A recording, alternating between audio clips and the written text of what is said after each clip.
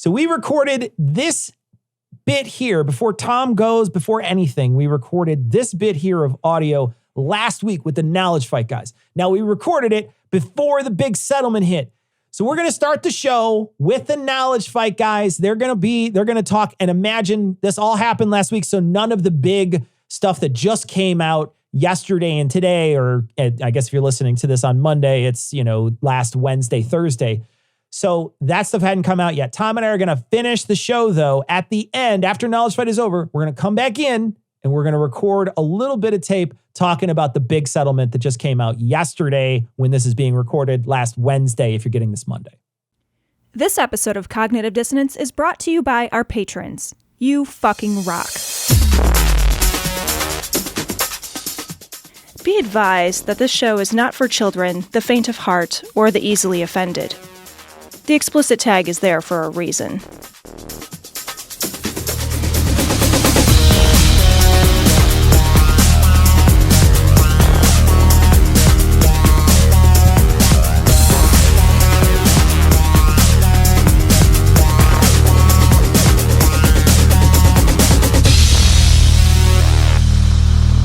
Recording live from Glory Hole Studios in Chicago and beyond.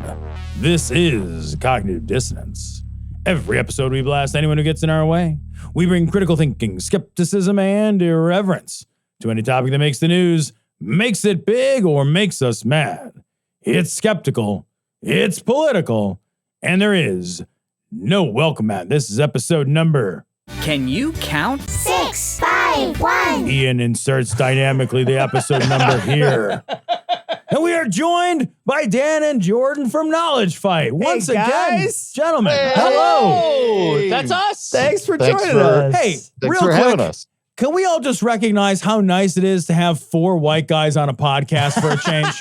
It's so rare. It's just a Usually- breath It of is fresh air. breath of fresh air. Usually it's 3 white Without- guys. Now we got 4. So fucking refreshing to really feel represented, in man. this space. Oh, man. Wow. I'm just going to Wow. soak it in for a minute. I feel real silly because I thought you were going to say, hey, can we acknowledge that we left off last time on a little bit of a salty note?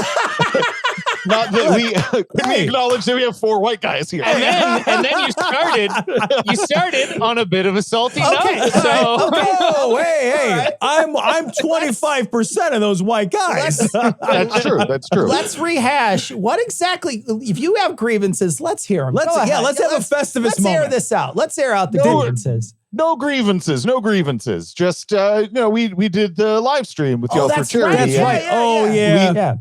Our Yeah. audience, we came in 3rd out of 3. Did you? It turns I don't out. remember. I don't remember. Yeah. You I don't wouldn't rank remember? anybody like that. That's odd. That's weird. Oh, sure you wouldn't. Yeah. I did remember it was 3rd. I only remembered it was last. So I didn't Oh. remember. Sure. The thing is, I don't know how to not do that. I thanked you guys that night. I can't thank you guys We enough. just love you guys, actually. We had You guys such are a the best. We had such a good turnout that night. We and did. without It you was- guys, we wouldn't have done anything close to that. And so Yeah. we want to It say was that out loud. so fun and a treat, and I'm only bringing this up because I think it's very funny Yeah. to make fun of us yeah, for coming in 3rd. I didn't have an issue with where we landed. I had an issue with the word firmly because that suggested that we couldn't. Like, I don't like being stuck in a place. We can't keep we have Jordan in a no box. chance of coming No. back Hey, to be just- firmly. Nobody puts fair, Jordan no- in the corner. Yeah. Nobody will ever confuse Jordan and Firm. That's fine. Oh. That's fine. Jordan himself. Getting hot in here. That's Roast comedy. Comedy's coming at I you. don't know what else to do. I'm sorry. This is just it's the worst parts of me, and that's most of me. I don't know what else to do. Seriously though, when you guys were on, love we you did guys. that abortion fundraiser, the abortion access fundraiser. Is that the last time we Yeah, talked? that's the last time we spoke. I think so, yeah. So Wow. right at that time, we were talking. I think you might have been on a show relatively recently before then, and we were talking about you guys maybe going to Austin. You guys being involved in the trial there. I know there's a trial now again for Alex Jones in another state, Connecticut, I think it is. Yeah. So Just Yeah. went to deliberation. Yeah. Yeah, as we're are recording. you guys did you guys travel and sort of like tell us about the experience of the coverage of that? Jordan, do you have any feelings? Well, first we did travel to the Austin trial, but we have not gone to the Connecticut trial for any number of reasons. But it was too much the last time. Yeah, it was exhausting. The trip to Austin was intense in a way that I don't know if we've ever experienced before. How so? It was like, we've spent 5 years. That was the first time I'd seen Alex in person personally. Dan had done the deposition. Yeah, I was in a small room with him prior to this, so I'd kind of broken the seal on Alex as a human, like with flesh. Dan, what does he smell like? I didn't get a whiff. I would guess some liquor. The breath. Yeah. Cheap plastic bottle vodka. I feel like it would be like yesterday's Dracar Noir and today's BO. And he, I during the deposition, I made a very concerted point to not talk to him and stay away. For one, I was kind of scared. I didn't know if he recognized me, and I didn't want to cause any trouble for the plaintiff's lawyers. And then this time when we were in Austin, we were near him and not within nose shot. But there's a couple pictures of us standing behind him while he's giving a press conference.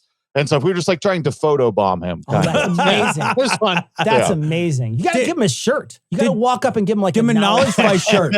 Oh, my favorite is also the saddest moment. It was weird how one of my favorite moments for us and one of the saddest moments of the trial in Austin was simultaneous.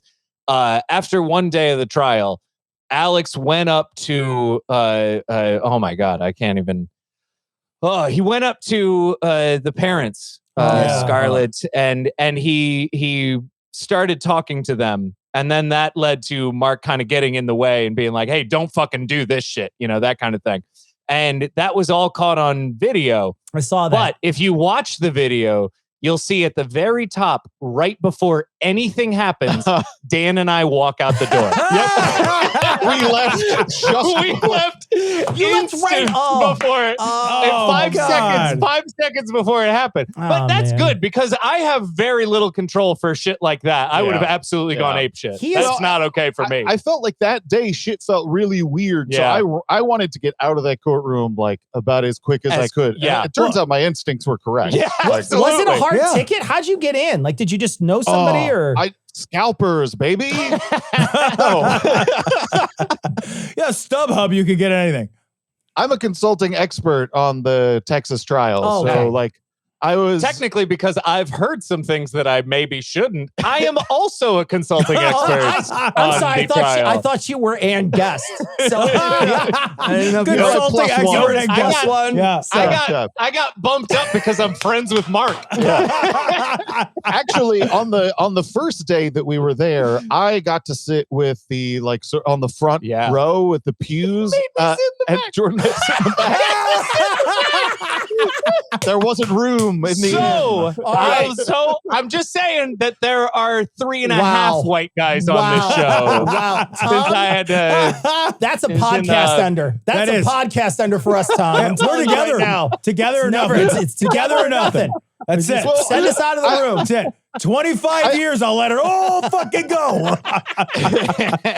A couple hours in, I did go back and sit with Jordan in the back. And then I ditched him again later. No, I mean, it was, I don't know if I was specifically sent back there so much as I went back there instinctively, because it was our first day. Yeah. And because This is so not true. There wasn't room. Yeah, well, there's that.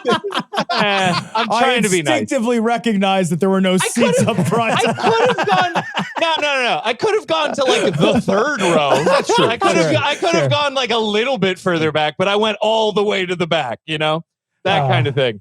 And it was smart because it was my first day, and I don't know if you saw the pictures at all, but sweaty. I had sweat through my shirt entirely, that sounds horrible. All the way to the bottom of the shirt. It became a little bit of a meme. People mocking Jordan's armpit. People were making fun of me. Brutal. No, it was great.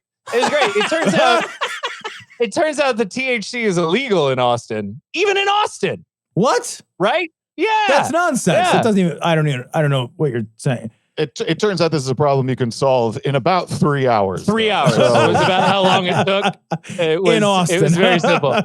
I sent out a tweet of me with sweaty pits going like, hey man, this is what happens when THC is how you deal with anxiety and then you just lose it. Within seconds, I'm bombarded with like, I know a guy, you know, like, fine, I get that, but you understand I'm going to court during the day. I'm not going to talk to an I know a guy. Like 2 days in, Jordan was thinking about starting a small business, reselling all the weed. It's an untapped market down here in Austin. Oh man, I also got hit by a truck on the first day. It was an exciting trip to Wait a minute, Austin. you got hit by a truck. You were in a car. I was in a car. I was in a lift. I was in a lift, and we had a plan to record. So we had a soundboard, and we were going to do the whole thing, and that all fell apart. So on the first day, I'm taking lifts all around Austin to anywhere I could buy a soundboard while Dan tries to figure out what we've already got. And as I get into the soundboard, or as I get into the lift to go to like a Guitar Center or whatever, instantly in the parking lot of a Home Depot, I get smashed by a fucking truck. Jesus Christ, man. Right in the side. And luckily I was on the other side and I smashed my head against the passenger side door. It was fucked up, right? And then you had to get another lift and pretended that it never happened. Because the lift driver was like, hey, you know, if you're in an accident in a lift, like there's a whole legal thing and you have to do interviews. And I was like, I'm gone. I wasn't here. Don't look at the electronic trail that I've left proving I was in the car. Never there. What an guy experience. stole my phone. My God. Now, when you guys were down there, you're seeing people, specifically people that have, been wronged by Alex. And this is something that you guys talk about on your show where, for years, you guys have been talking about the people who have been wronged by Alex. Was there anything that was said on those stands that was surprising to you, or did you kind of already know everything that was happening? There's some details about like how things went down, that were surprising. Certainly the individual experiences, like in that case, it was Neil Heslin and Scarlett Lewis, who were the plaintiffs, and their stories about like their actual, like their lives. A lot of that isn't stuff that necessarily comes out a lot. So that was challenging and tough to listen to, just because of how much sympathy you feel. For sure. Yeah. But then also, there are things about how Alex behaved that even were kind of like, you don't know this stuff publicly. Yeah. Like a lot of the stuff that's in emails and the extent to which he and people at InfoWars had every reason to be aware of like what Wolfgang Halbig was doing and how he was harassing the family members. Like that wasn't stuff that that necessarily was widespread before. It sucks. It sucks.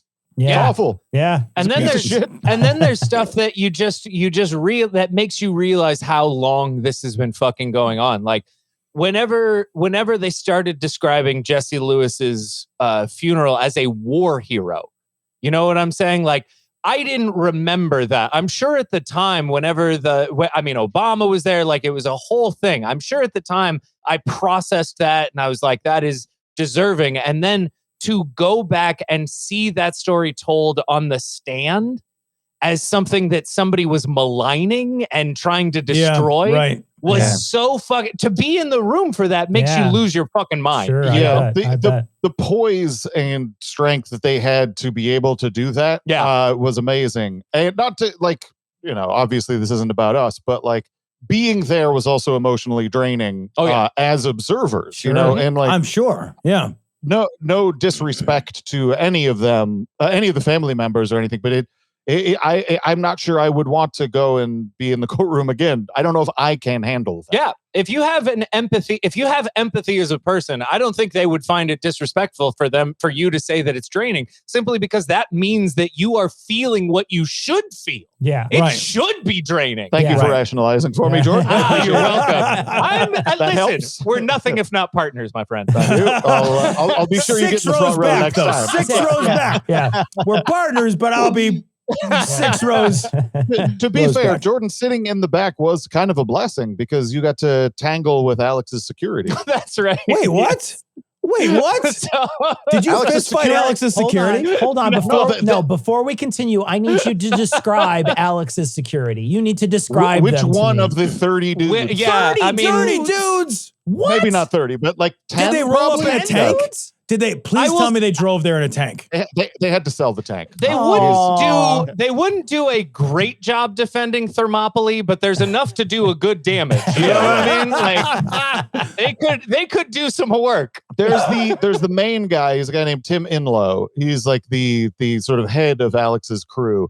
And I know him because I've seen him before. And so like I could pick him out. And then all the rest of them were kind of like nondescript dudes who except for one guy who is about 4'8". Well, that guy was very descriptive. And but he fucking does the backflips and stuff. He's there. They keep him in the back. It's like everything goes south. If things go pear-shaped for them, that's when 4'8" comes out. Hey, sure. Come on out, Slim. You don't want any part of this. Things are always pear-shaped with Alex. That's true too. Yeah. Roast. There was also a security guard with a mustache that I swear was fake. I could not. There was one guy just like he had sunglasses on and just looked like he was trying to be like He's in the disguise. Beastie Boys video. Yeah. Wait a minute. Oh no, Dan, he looks like he was hiding from a charge he got from another bodyguarding gig. Yeah. Now, Dan, you know how you can tell if he's got the mustache and the glasses. Did the eyes have springs that sort of bounce down? Because that's definitely a disguise when they're no. But Alex's lawyer did have ping pong balls with eyeballs on them. Norm, on this Connecticut case, Norm did fall asleep for a short period of time. Wait, seriously? Really? His lawyer did, yeah. He fell asleep for a little bit of time. Okay. Can you blame him? It's not like he's going to be like, well, wait a minute. If I stay awake, things will go well. Yeah. You know? I don't blame him because he's a shithead and, what are you going to do? He doesn't care. Yeah, he's a psycho. He's a like straight up listening to him talk during this trial. You know, like in the Austin trial, the defense lawyer was a man named Reynal, who was like a professional former prosecutor. Like this was a real ass lawyer, right? And so he was trying to tiptoe around like, what I'm really doing is making people relive the worst thing that's ever happened to any human being ever. You know, he's trying to do that. Norm is like, hey, your kid was murdered. Fuck you. Like that might as well have been what he went out there and said. His opening statement was like, now I would like to say that we think they're exaggerating their pain. Totally. Like, whoa, asshole. That feels like not a winning strategy. All right, here's how you appeal to the hearts and minds of an audience. We're going to mock the grieving of... what the fuck? But is it Reynal the one that let Alex's entire phone record leak? He's the one. He's the competent. In these two examples, though, you've got Reynal, who you described in relatively competent terms. And that guy is here's my entire cell phone. We all can make mistakes. Yeah. You know, that's a mistake. That's a huge... I would say it's as much as it's his mistake and he's going to own it because he fucking deserves to. The real mistake is that there have been 15 lawyers on the case. True. So he got he was hired like 3 weeks before the case. Yeah. So, shit. So the whole thing is him trying to catch up on literally 5 years of work. In 3 weeks. And then he fucks up. Yeah. And it's like, that makes sense. And just to clarify, because I would be remiss if I didn't, it's not his whole phone. It's only like a period of time in his phone. Oh, okay. Because I think a lot of people sensationalize that a little bit. Okay, I thought it was that's his whole what we phone. had heard too. Yeah, I thought it was his whole phone. It's his phone records for a period of time. It's like like a 6-month window or something. And you don't even like that. really know if they're complete phone records because he might have deleted some shit along the way. But does it include January 6th? I am not sure what all is in there, but I'm only saying this to push back on the idea that you see this in news stories that people are afraid of what's in there and we have they've got everything and I think that you set yourself up for disappointment when you think that that's what's gonna eventually come out. When you guys were down there, you guys got some knowledge fight. You too. You guys got some media attention. Even I dare say even bigger, did we? Potentially than Cognitive Dissonance podcast. We were in the background of a local access news. No, you guys weren't you guys on CNN? Yeah, you guys got what are you downplaying? Sure. You guys were interviewed on CNN. We were on a canceled show. We got Brian Stelter canceled. But when they asked you to come on, what did they tell you to say? Because we know CNN is fake news. So what did they say to you? Yeah, that's good. To tell you what to say. That said, please say Hillary is awesome. Pizzagate is fake. Pizzagate is fake. Did they give you the keys to the weather machine or does that come later? I don't know. You get the weather gun or when whatever. you get the hurricane machine. No comment. It did have the feel of who's the guy who was on who's ruined every show immediately after the star left and then Jordan. I'm kidding. The first thing that came to mind was Joe Rogan and Doug Stanhope taking over the Man Show. There we go. But then I remembered the Man Show wasn't good to begin with. Right. Nobody canceled that show but the Man Show. Who was it who took over on Happy Days? What was his name? What? Oh, for the Fonz? Scott Baio? Scott Baio, that's right. Oh. Going on Chachi. CNN at the time felt like being Scott Baio on any TV show because you know it's going to be canceled in a week later. You're answering questions while you're jumping sharks. You're just yes, exactly. Yeah. It was legit insane. I know we didn't have anything to do with it, but it was the next week after we were on that he got canceled.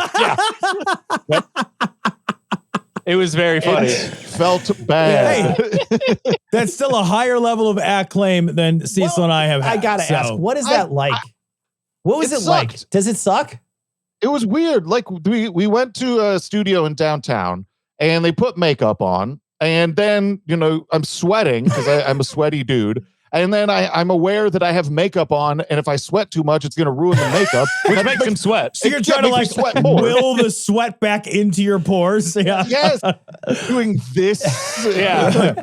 There was a makeup person there who would occasionally poke his head, oh, all right, we're going to get that sweat off your forehead. Wow. And it's oh, man. Sucked. Yeah. And then we were sitting there and it's a black wall that we're looking at. Yeah. There's nothing on the wall. And you just have an earpiece that Brian Stelter is talking in. And it's not good audio.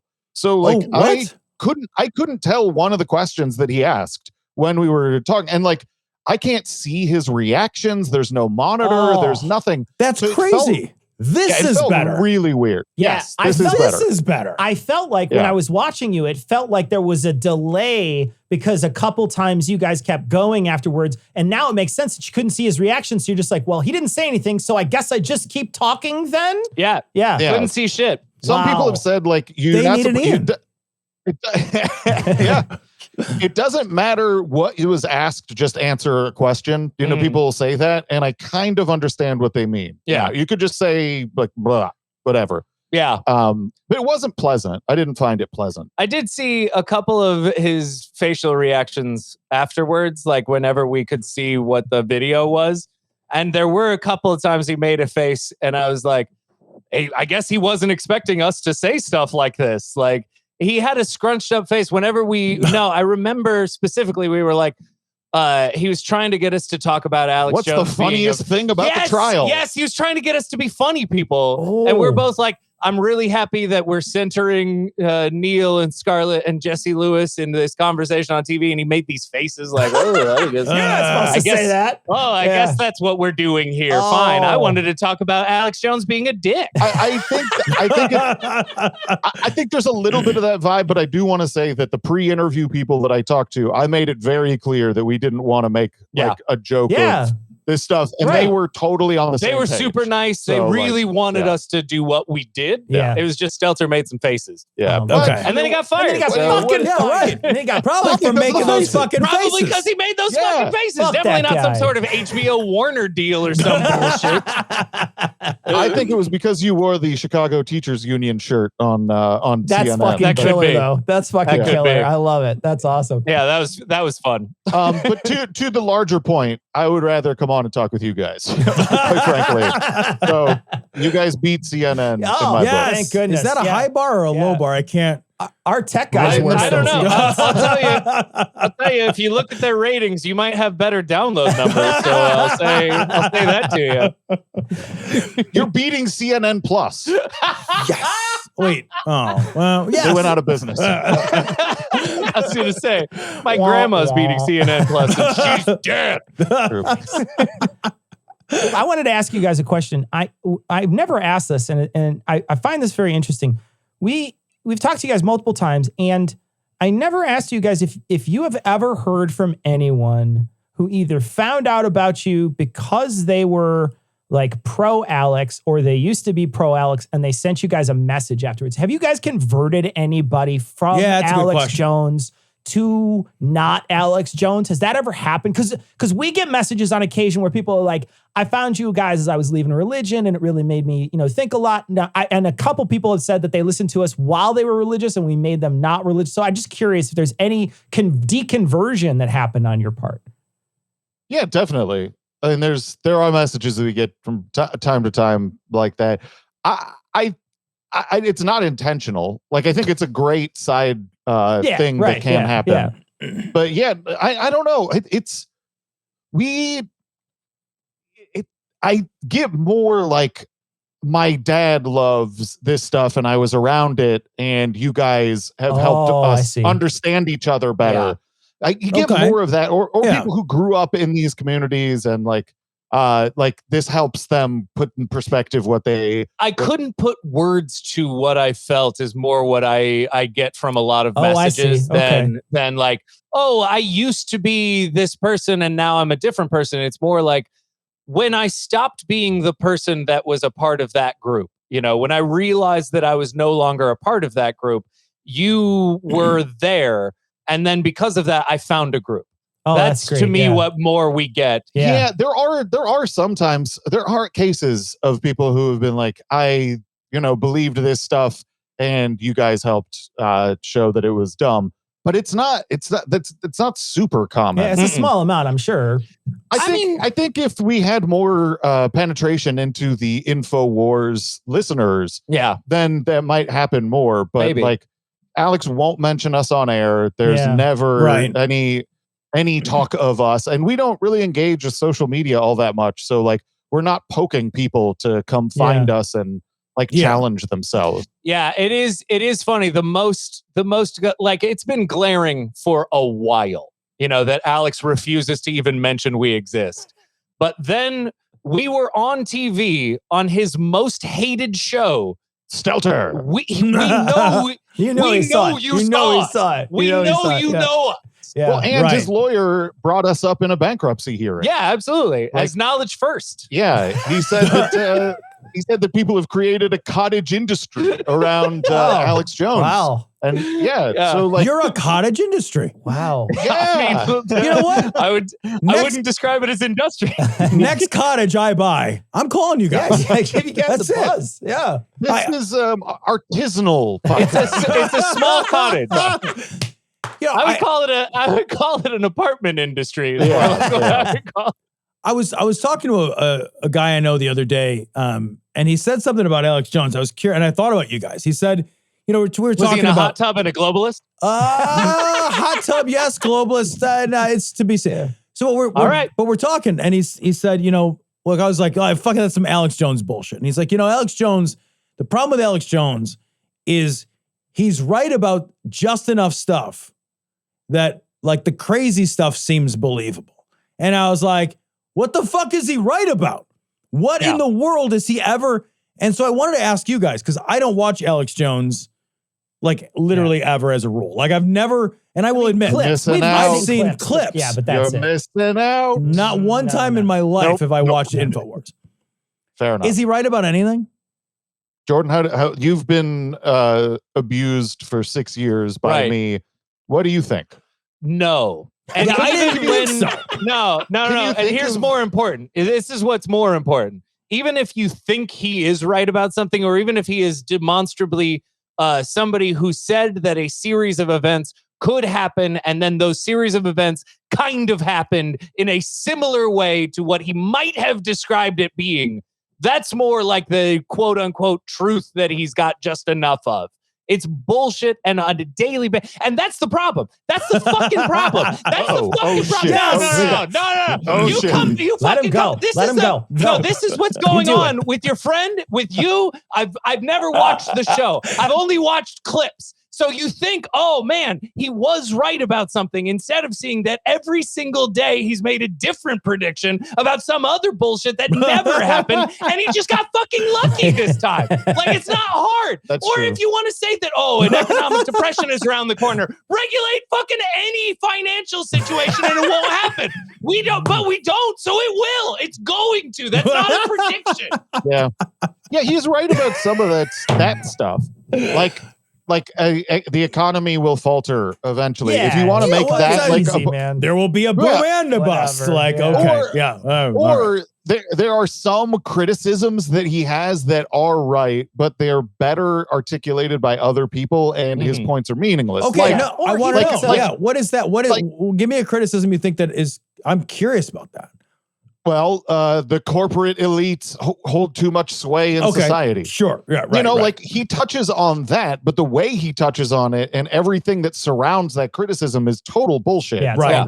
If that's if that's the only thing that you're sort of attaching to, you could be like, yeah, he's right about that. Not realizing that, there's tons of other people who have much more robust critiques of this and like actual solutions. They don't think the devil is behind it. And not just that, but when he says, oh, the corporate elites have too much power, he doesn't leave in the part where he also believes that it's just the wrong elites that have too much power. He would be happy if the right people had the exact same amount of power not the that Jews. they could abuse in a different way. Yeah, absolutely. Well, like his big enemy is globalists and globalism. And like during Trump's administration, he's like, I'd be totally fine with the one world government if it was like Trump. Yeah, exactly. Right. Fuck you, man. Sure, What's the point? What's the point of anything? Do you think it's a big problem? Something you said, Jordan, just grabbed me. Like, do you think it's a huge problem? Like with his listeners, do you think they're all listening for their pet issue?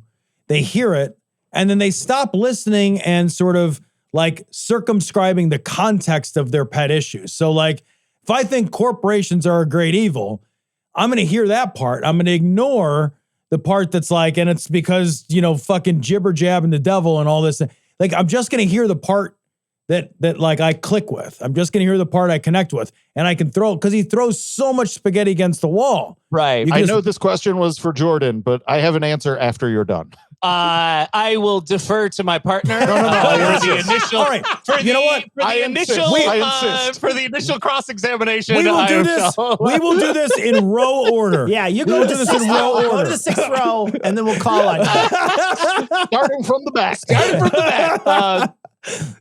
If I was going to say how they interact with it or how they interface with it, I would say that it starts very much like what you've described, as like seeing these clips, and then somebody gives you the clip that makes you feel like this guy is right about something. Right. So then you get caught up into it and you have it on as a background noise or something like that, and your ears perk up every now and again until, as time goes on, eventually you're like, well, if I trust this man to say that this is wrong, then I have to also trust him when he says it's demons. Like sooner or later you get to the point where you're in or you're out. Is it demons or is it not? Are you willing to jump over that line or not? And that's I think what happens more than like, oh, I'm listening for certain things so much as it is like you just get on that roller coaster and there you go. And I would say for my response, better response. Well, Okay, front Forcing row. me to go first. Front row now. Wow. I think the question's a little shoddy in that, like, I don't Okay. think it's Yeah, like an intellectual it is. process for the listeners. I think your question's fair, but I just I'm don't right think here. that the answer. I'm right here, Dan. These are my Your feelings. question was fine. Your question is firmly in third place of the question so far. it's I think that instead of like you have a pet issue that you get hooked in on, I think it's emotional. I think it's more of an emotional thing that he satisfies. He makes you feel things. Like, the yelling and the like, because you haven't watched a full show or any of this comes across in clips though too. Like, yeah, he's trying to elicit emotions Yeah, from people, for sure. fear, Right, scarcity, threat, these kinds of things. And I think that it appeals to them and will latch on emotionally, and then they'll somehow convince themselves that the intellectual stuff is there too. right. I think that's more what happens to these poor people. Well, yeah, I mean, there is that addiction to fear, where you go like, I'm afraid of this, so I need to be aware of what it is I should be afraid of. So then I have control over my fears. Unfortunately, you just have control over your fears about weather weapons. It's not the same. No comment. When we just saw a video, we watched it a couple weeks ago. There's a guy on a station that Ian introduced us to called Channel 5, and he did an interview with Alex Jones. I see you're nodding your head, Dan, so I suspect you've seen this. It was like a 10-minute, 12-minute video, maybe, I'm guessing. And he has a conversation with Alex Jones. Alex Jones is sitting across from him, and Alex Jones is saying, I killed all those kids at Sandy Hook, and he's doing all this like really dramatic stuff. He also, in that video, there's a plea to his audience to buy his stuff because he is going to be broke. And there's a big stack of his books behind him. Right. Is he, are you keeping up with his stuff that he's doing now? And is it like a fire sale? Is he trying to get as much money as he can? And doesn't that money just go to somebody else if that gets into his possession? Yeah, sort of. I mean, like, what he's doing is like he's shifted now to like, hey, I'm scamming you, but it's for fun. Like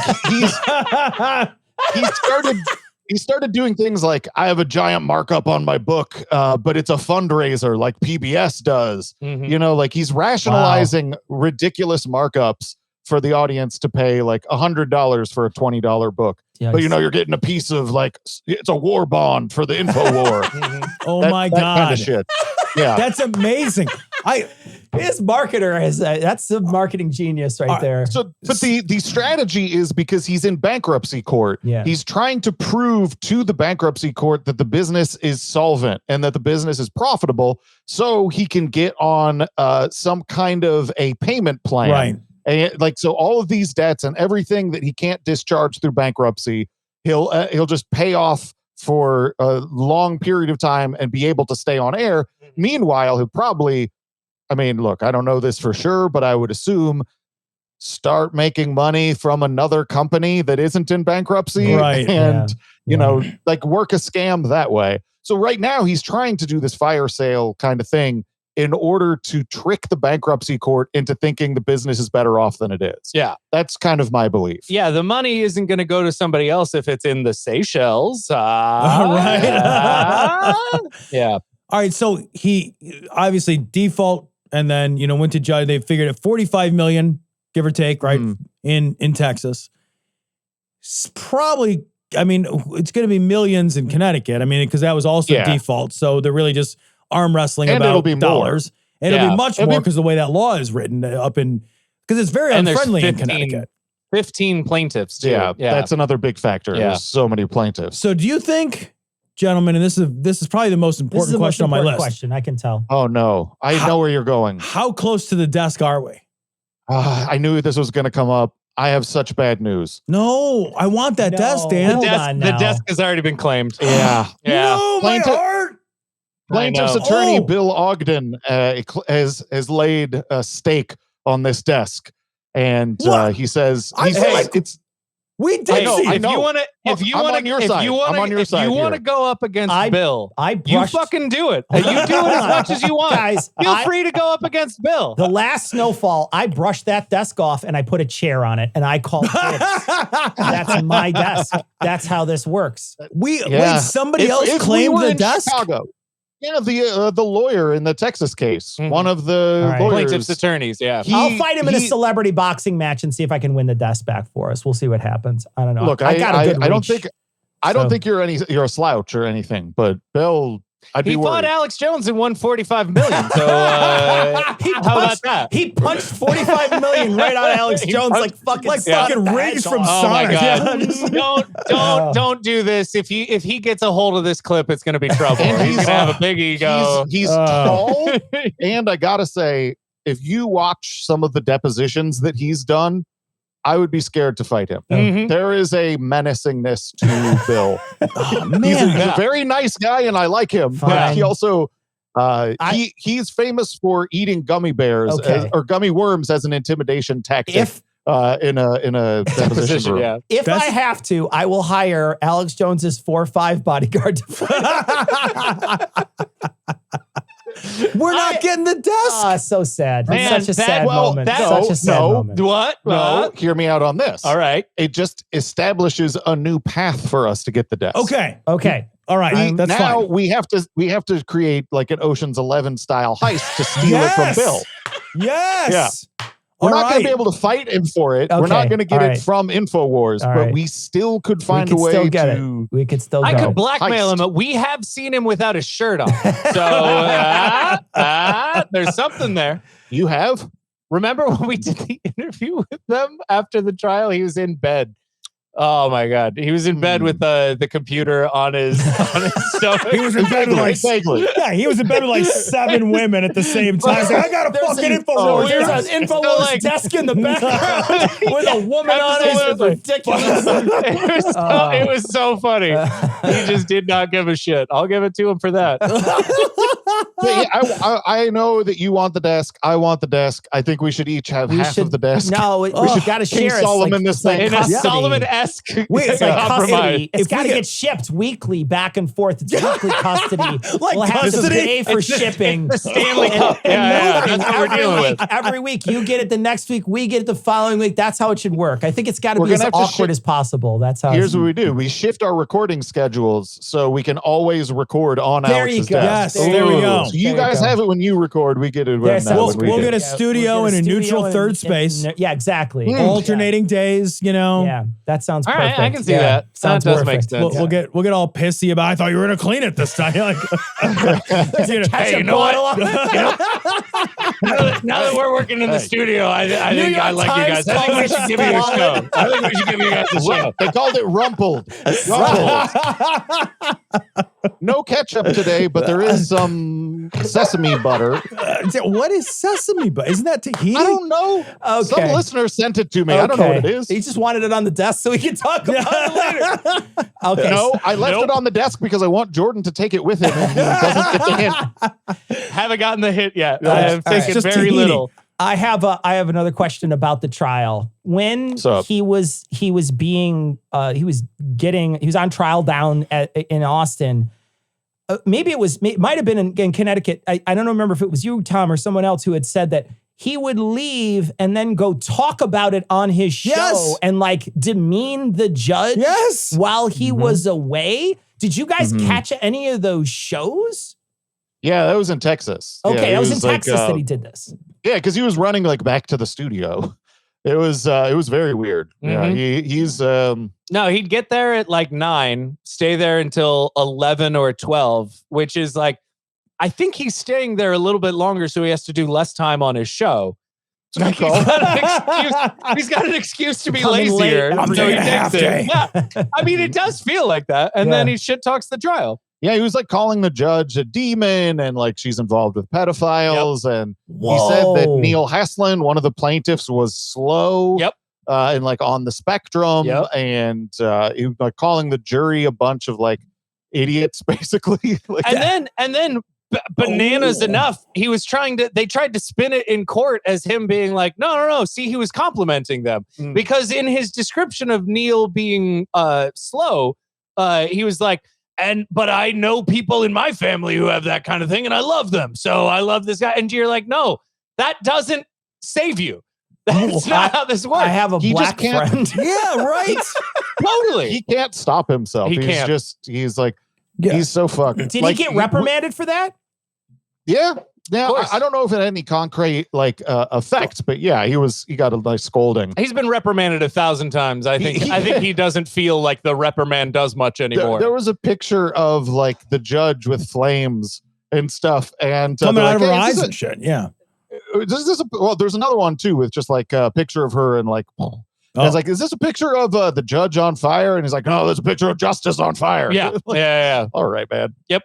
All right. Wow. Cool. There's no repercussions for people like this. What the fuck happened? We jumped universes. We're in the process of repercussions, and that's how dumb it is. God. It's been 5 years, and they expected everybody to quit. That's how bad repercussions are in this country. They were like, well, maybe if we just string this out long enough, they'll be like, I'll take 10 million just to go away. Alex has talked about that being kind of his legal strategy in the past. Like Trump's legal strategy too. Yeah. Deny, delay until they agree to a settlement appeal, just because they've run out of money or all of that stuff. Interestingly, though, like just like last week or at the end of September, Alex got on his show in the middle of this trial and said that Sandy Hook he thinks was probably fake again. A synthetic event.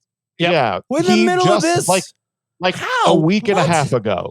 Yeah. So short. He said that he thought it was real or whatever. Like going through this trial has made him realize that people's instincts were right all along. This is deep state. And it's synthetic synthetic as hell. Yeah.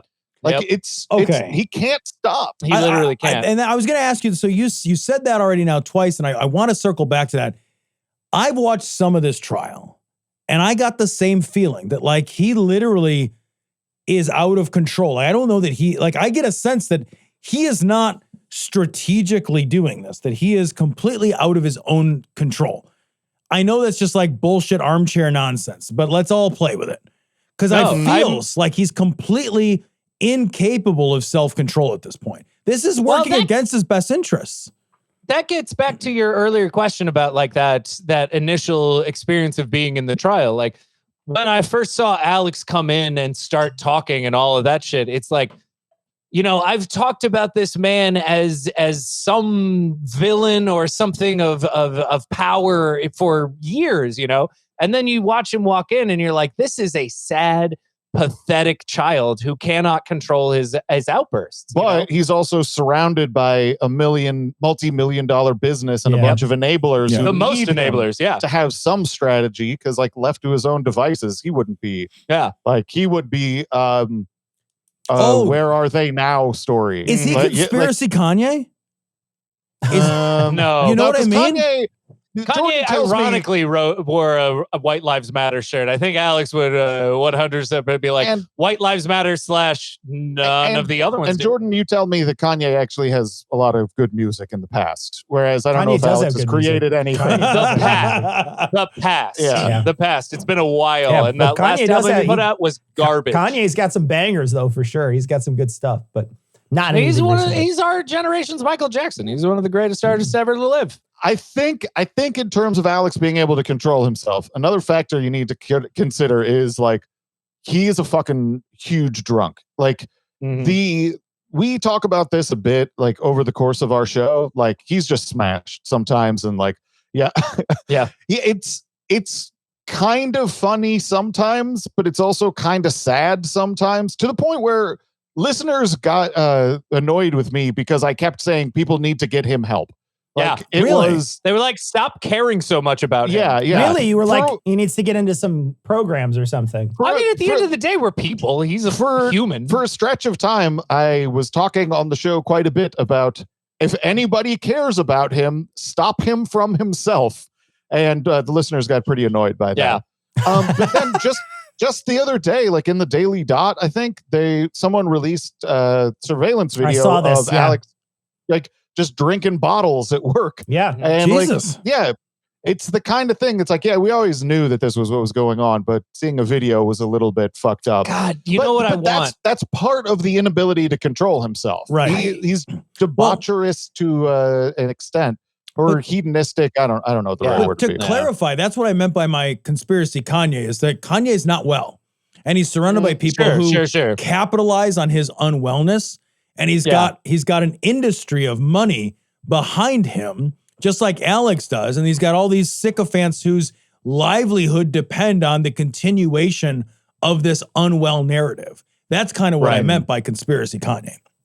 Yeah, I haven't studied Kanye enough to know if it's like a firm comparison, but like I think that Alex was just as bad before he was out of control, like earlier in his career. Yeah. The things he was putting out to the world still college sucked. Graduation. He never had a good time. I'm not making that comparison for sure. He didn't do college graduation or whatever the album is. He did Jade Helm. He did the Boston Bombing. I forgot about Jade Helm. Jade Helm. Yeah. Holy shit, that's a blast from the past. We need, instead of tinfoil hats, we need Jade Helms, I think. We do need Jade Helms. Yeah, actual Jade We Helms. should wear Jade Helms on this show. That's expensive. That's Expensive. It's a little pricey, but Hey, I think, you know what? And I have all this money that I was going to fucking spend on a desk that I'm not going to fucking use. I've been saving for a Might as fucking well. InfoWars desk. Ridiculous. Wait. You thought we were going to pay money for that desk?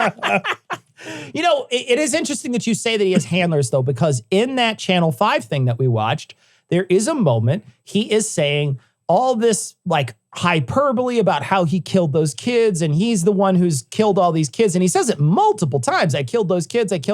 I'm the one who killed them. And then he walks away and there's someone who they're disguising their voice. And they're saying, hey, man, you should knock that shit off. And he's like, no, I fucking killed the kids. He's like, I get it. You're supposed to be funny, but please stop. And then a few minutes later, he essentially recants what he said because he has somebody behind him who's just like, that's going to get you in trouble. Please don't do that. Right. Yeah. Yeah, I don't know. I don't know if they're full-on handlers or anything, but yeah, there are people who have more sense. Yeah, I would say people who have an ability to see context, and not just that, but I am fear. First of all, I think that interview is a terrible idea and was a great advertisement for Alex. I think it's not as bad as some of the other ones. It is not as bad as some of the other ones, but I just think the existence of it is what it is. Just because, I mean, like. It's not just that he has handlers, it's that he has a mountain of people willing to excuse his behavior for whatever. Like one thing that people it wasn't played in the trial, but I feel like it should have been, is the clip of his interview with Alex Moyer after Glenn Greenwald after the documentary, where he's like, I kind of said some of that Sandy Hook stuff while I was drunk. And it's like, that's fucking what? Get him out of here. He was saying like, you're telling me, what did I say? I don't know. I had like a bottle of vodka that, yeah, this is not an excuse. This makes this worse. Yeah. It's infinitely worse. Yeah. And it's like, and you have people like fucking Glenn Greenwald just sitting there staring at him going like, yeah, that is funny that you were shit-faced when you did the thing you're going to pay hundreds of millions of dollars for. And that led to the traumatization of these grieving people. When you abused the bereaved, it's all right because you were drunk. Yeah. Get the fuck out of here. Talk radio drunk driving, it's almost. It's like if Rush Limbaugh did a bunch of pills or something and went on the air. It would be ridiculous. And then ruined discourse in America. It's like drugs are, Oh my God, that's great. Amazing. Guys, so if people are going to find I know that we say this every time, and I know you guys have a smart answer for it, but I'm going to say it anyway. If people were going to find your show, where would they look?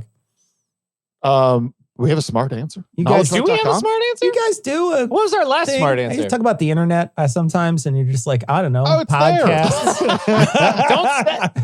Don't set us up for a bit. Let the magic happen. We do this. This is fucking natural. We're not professional people. You know how like scared that makes me. This isn't a fucking late night show. Like, I heard you had a car incident the other day. Can you tell me that story? Is this Statler's show? Is this Statler's fucking show? At least you I can don't know. hear You're us. gonna be What the fuck? You're gonna be canceled real quick. You got to wait. Your show. Yeah, because of something you dead, God too. damn it. Guys, thanks so much for joining us. Yeah, we today. love you guys. Appreciate it, man. Thanks for Thank having you us. very much. Well, don't you think we should maybe ask for more than $1 million? $1 million isn't exactly a lot of money these days. Virtucon alone makes over $9 billion a year. Really? Mm-hmm. It's a lot. Okay, then. We hold the world ransom for $100 billion. So Cecil, big deal update. This is, This couldn't have happened to a nicer guy. oh my God. Oh. These numbers, oh my God. So this story comes from everywhere the news is. I threw the New York Times in the notes because that's just what I read every morning. Yeah. Alex Jones, I love it so much. $965 million is what his damages are in the feels like a Connecticut lot. case. How many tanks do you have to sell to get to $900 million? We're gonna need to sell a lot of boner Guys, pills. I need you know what'd be so kind of amazing though? Is if all his dimwit fans GoFundMe'd up $900 million so that all those people are whole again. All those people would be whole again though. So here's the upside downside to that, right? The upside of that is the settlement is so large. Obviously, there's no way that Alex Jones is ever going to pay $965 million to these families. Yeah. So they will never see most of this money, no matter how any of this shakes what happens, out. none of it. They'll never see most of this money. They also will not see most of this money. Now, I mean, I'm sure there's going to be a lot of legal analysis. You can probably tune into Knowledge Fight, Opening Arguments, a lot of other shows that are sort of in our ecosystem that'll break this down legally and much more than I can. But I know a little bit about judgments. And so when you get a judgment placed against you, it essentially liens you and it liens all of your property. It liens all of your assets. And those liens remain in effect for years and years and years. Yeah. And so the families won't just get a big check for $150 million for this one and $200 million for this one. It's not how it's going to work. You can't squeeze blood from a stone. So you can only extract what the man has, right? Or what his free speech systems network, whatever, has. Some estimates are that he's worth $270 million, which is about a quarter of his total. Sure. Because he also has to tack on, he owes $45 million from the Texas judgment. Yeah. And then he's got another one coming And up. there's another one that's going to be bad too. Yeah. So he's already well over $1 billion, which it's a lot. Fucker isn't worth $1 billion. No. Yeah. So he's not going to come up with $1 billion. Neither is Trump. But anyway, go ahead. Continue. Neither is right. Yeah, exactly. Right. He's overestimated his value, right? Just like a lot of men. He's overestimated his value. It's a little longer. No, it's not. No, it's not. No, it's not. This is a solid. I am a solid $200 million guy. Solid 2 mil. That's me. This is a solid. I have a nice car. Have you seen it? It's outside. I have a fucking tank and a nice desk. Yeah. So he's in some serious shit. But so let's say that they raised through GoFundMe's and, buying boner pills and supplements of whatever. Let's say they paid out all $960 million. Here's the three things I think would happen. The families would get all that money, which would be great because most of them have pledged to use that money for not personal use also. A lot of them have pledged that if they receive whatever they receive, they're going to put into trusts and funds and fundraisers and charities. Sure. So, but what they do with it is theirs, right? There's no amount of money that can ever make this right. Man, like when you have to bury your kid in secret because of the shit that they're doing, no amount of money. No amount of money. You're right. Literally infinite money, and you'd be like, that's no not amount enough. Of money. You're right. No, not. Also, a bunch of dumb fucking people would go broke. Then they lose their money. I love that idea. I love the idea that all these idiots are shelling out their fucking bitcoins or whatever. Rain on fucking Alex Jones. Yeah. And then even if he raised all that money, he'd still be at fucking zero. Yeah, exactly. Right? He'd still be at zero. So none of that would be profit. The downside of that is he'd continue to do the same things he's doing. And that is a huge downside. I would love to see these families whole, but I think the reason why these judgments get made, and this is something we talked about a while back, which is stop him from doing the things he's been doing. Right. This is a way to say, you cannot lie about people like this so maliciously. We are going to take away your ability to continue doing it, right? I mean, essentially, that's what you're doing. You're taking away his ability. Here's the thing. Alex Jones learned nothing. Okay. Nothing. And I want to play this for people so that they can see it. You know, Alex learned nothing. Alex learned zero from this. And here's why. Now the people who are watching this can see what's going to happen. But the people who are listening, you can hear some sounds, but I will try to tell you exactly. I'll try to narrate what is exactly happening. All right. To set the scene, Alex Jones is taking up a quarter of the screen on our right side, and he's essentially watching a monitor, which is above his head. So he's looking, and up. he's got a fucking smile. I just want to say, he's smirking. He's smirking in a way that, like, if you've ever seen Alex Jones and you've wanted to punch the shit out, you want to punch him so bad right here. now. He's a smirking little shit. What a shit. And he's sitting in a room, in his room, watching this verdict come down live. All these people are currently in the courtroom. So he's not there. His lawyer's there. He's not there. And then behind all the lawyers are all the people who are going to be awarded this money. And so that's the scene. And this is the sounds. Damages in this case, we award damages to each plaintiff and against Alex Jones and Free Speech Systems LLC as follows. He's smiling. So now he's just grinning. He just turned to the camera and he did like a cherubim sort of smile. That's sort of what I'm getting. This sort of like, that he's got a Cheshire cat smile. Exactly. And he's kind of looking off to the side, and so he's got this big goofy fucking smile on his face. Roman numeral 1, compensatory damages, instructions, fill in both numbers for each plaintiff. He's got his hand raised now, and he looks like he's gonna do like a fist pump when the judgment comes down. Then go to section 2. Please enter your damages assessments for each plaintiff on the lines below. To plaintiff Robbie Parker, A, defamation/slander damages past and future, $60 million. Yeah. Okay. Yeah, he's pretending he's happy about this. Yeah, and he just did the sort of like fist bump or fist pump in the air and he said, yeah, when that came through. Yeah. Emotional distress damages. He's doing it again. Past and future, $60 million. So now he's making fun of the person. So what just happened is the guy who just got the damages leaned forward, clearly having an emotional moment right now, and he put his hand, sort of steepled his hands in front of his mouth. Alex Jones immediately imitated him and did a mocking version of what this man is doing right now. Total fair, just, and reasonable damages. He did it again. To plaintiff Robert Parker and against Alex Jones and Free Speech Systems at line A and line B. Total $120 million. Yeah. Controlled by jury.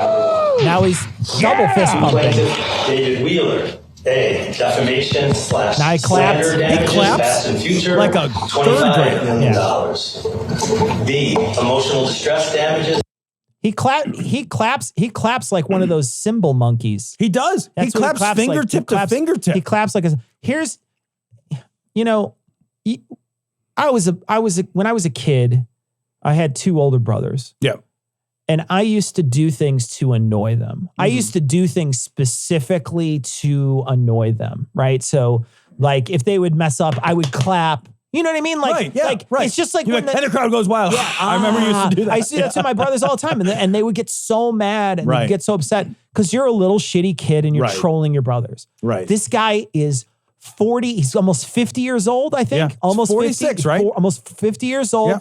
This guy's a 50-year-old man almost, and he's a little kid. Yep. He's a bully who now got caught doing what he's doing, right? He's a bully, right? So he's a bully. He got caught bullying people, and now he's leaning into it. He's leaning into like, oh yeah, I'm happy I got this. Yeah, I'll do it again. I'm happy. Yep. You're a fucking liar. These people hopefully just ruined your life. Yep. And I hope it cannot happen to a worse person than Alex Jones. 100%, because like throughout the whole course of this, what he has failed every time to see, even when he supposedly quote unquote apologized and all that stuff, what he failed to see was anything past Alex Jones. Yeah. Alex Jones can't see. He's a narcissist, man. For regular people, you just have to imagine, like, what if the most important person in your life was murdered? Yeah. And how would you feel? You don't have to be a kid. Yeah. Just like, what if the thing and the person that you loved most in the entire world, one day you you dropped them off at work, or you dropped them off at school,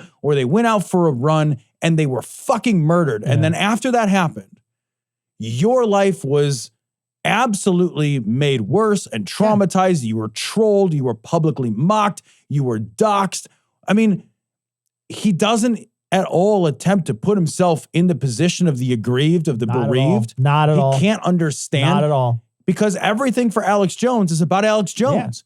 Every question you ask Alex Jones about, he always brings it back every single time. There's no world in his mind that doesn't revolve exclusively around him, how it interacts with him, his personal feeling and interest. And he's the least empathetic human being that I think history has produced. I cannot. That's maybe a little hyperbole. I cannot believe, and like this is of course, we just had the Knowledge Fight guys on, right? They of course deal with this every time they watch him, but I cannot believe that this guy had this many people who followed him and that followed him to do these horrible things to these people. He's such a piece of shit. And when you watch him celebrate this, and this is not new. This is not something that just happened. He didn't just turn into an asshole. He's been an asshole for decades. And you know what?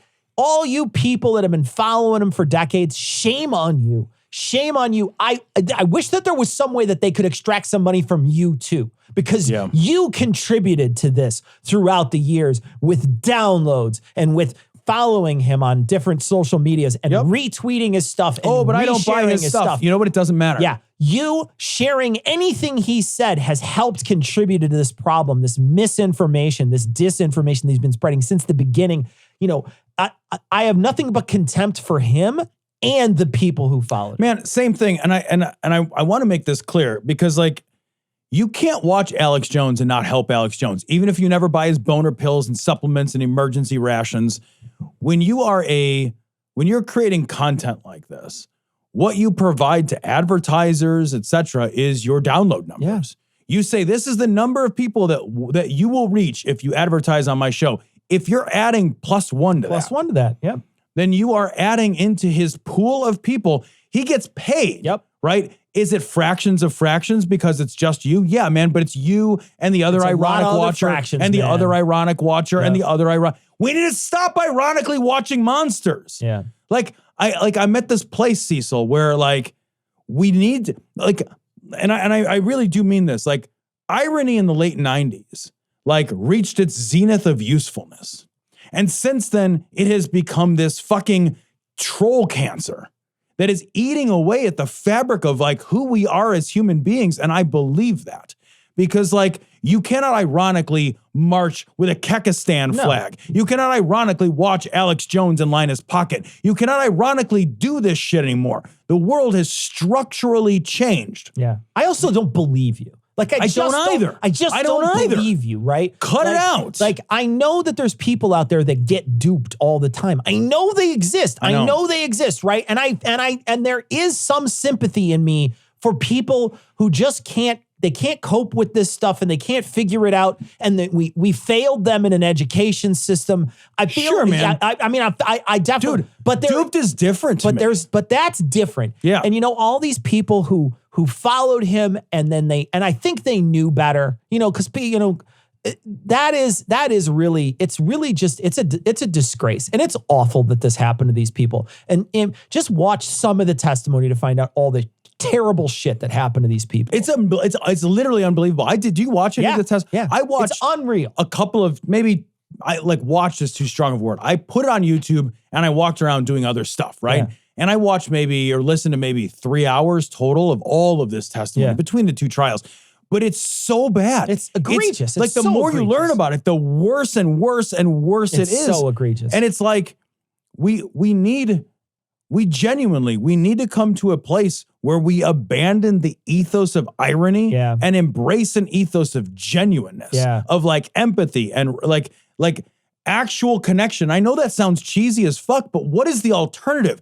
Alex Jones is the living embodiment of the alternative. Alex Jones. I don't think that's an exaggeration. No. And I don't, and I'm so happy that our court system has made an example out of this. because this is how we stop these people. This is how we shut these people up. Dominion is going to fucking put a strap on and they are going to fuck people raw. They are going to fuck every one of those I people hope they don't raw. settle. I hope Dominion is like, fuck settling. Fuck it. Let's go to court. And bring your shit into the public. Let's bring my shit into the public. I want to see Tucker Carlson up here. Fucking right, I want to see the people that he hurts get up here. He interviewed. I want Laura Ingraham up here. I want Candace Owens up here. I want Tucker Carlson Get him up up there. Get him up. You're fucking hurting people. You know what? Get him up there. Put him up there and fucking bleed him dry. It's the only answer left. It's the way to stop civil him. courts are the only answer left. We don't have any other avenue, but this works. This is going to. I think this is going to work, man. Yeah.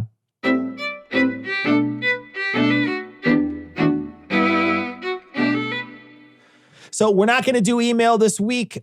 We recorded this early and we recorded this other piece. So we're not going to do email this week. We promise in a couple weeks we'll be back. We are not going to be live streaming next week. But if you missed the live stream from Thursday, and it hasn't happened in chronological order for us yet, but we are going to watch the entire January 6th hearing that just came out today, Thursday. So you can always go back if you missed our live stream, or you're not going to be able to make or you can make the next one, but you haven't seen the other one. Go back and watch last week's. It's the January 6th. It's going to be a long one, so go check it out. It's going to be a lot of fun. But we want to thank Knowledge Fight as always for coming on. We love those guys. Go check out their stuff, and we're going to leave you like we always do with the Skeptic's Creed. Credulity is not a virtue. It's fortune cookie cutter, mommy issue, hypno Babylon bullshit. Couched in scientician, double bubble, toil and trouble, pseudo quasi alternative, acupunctuating, pressurized, stereogram, pyramidal, free energy healing, water downward spiral, brain deadpan, sales pitch, late night info docutainment. Leo, Pisces, cancer cures, detox, reflex, foot massage, death and towers, tarot cards, psychic healing, crystal balls, Bigfoot, Yeti, aliens, churches, mosques and synagogues, temples, dragons, giant worms, Atlantis, dolphins, truthers, birthers, witches, wizards, vaccine nuts, shaman healers, evangelists, conspiracy, doublespeak, stigmata, nonsense. Expose your sides. Thrust your hands, bloody, evidential, conclusive. Doubt even this.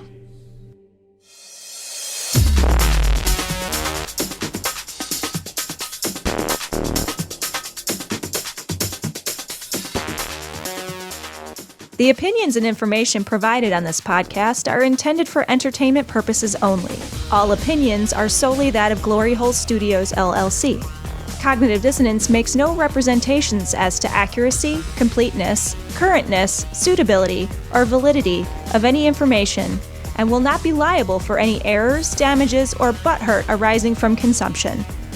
All information is provided on an as-is basis. No refunds. Produced in association with the local Dairy Council and viewers like you.